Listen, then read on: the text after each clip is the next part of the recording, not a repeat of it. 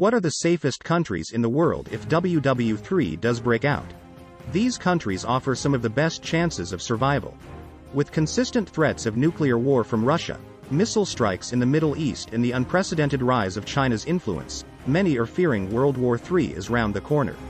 Defense Minister Grant Shapps said international relations has entered a new era, and said Brits should be prepared to defend our nation whenever the call comes in a chilling speech on Monday.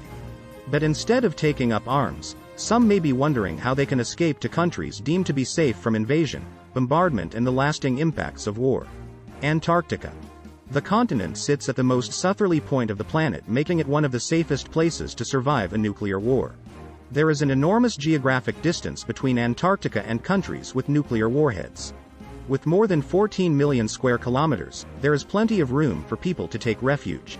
But some may find the icy and freezing climate unforgiving. Iceland. This country has consistently topped the Global Peace Index, meaning it rarely engages in international conflict. It has earned its reputation for being one of the most peaceful countries in the world, and is somewhat geographically remote compared to the rest of Europe. New Zealand. New Zealand ranks second in the Global Peace Index and has been often taken a neutral stance on conflicts. The country also has a mountainous terrain, making it easier for citizens to be protected. Switzerland. This country is the most readily associated with political neutrality, even during World War II. It is well protected by its terrain, landlocked geography and various nuclear shelters. Greenland. Greenland is the world's largest island and it belongs to Denmark. It is geographically remote and politically neutral. The island's current population of 56,000 people means it is unlikely to be targeted by any superpower. Indonesia. Indonesia has often taken a neutral stance on political issues, with the country's first president, Ahmed Sukarno, describing their foreign policy as free and active. They act independently within international affairs, and say they are most concerned with world peace. Tuvalu.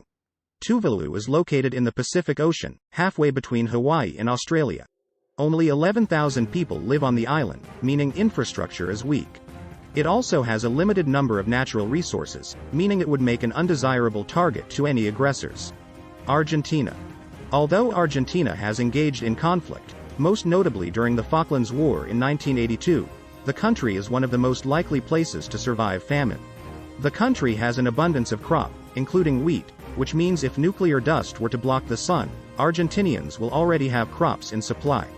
Bhutan. In 1971, Bhutan declared itself neutral in regards to any conflict after joining the United Nations. It is also landlocked and surrounded by mountainous regions, making it easier to defend the country. Chile. The country's 4,000-mile-long coastline spans the distance between Moscow and Madrid. It is also home to a variety of different crops and natural resources, making survival easier. Its infrastructure and development is also considered the most advanced in South America. Fiji.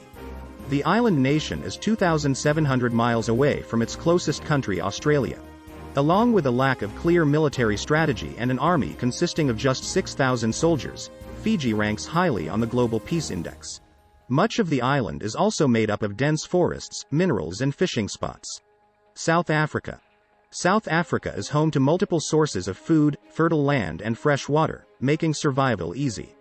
The country's modern infrastructure could also increase chances of survival as these resources are managed.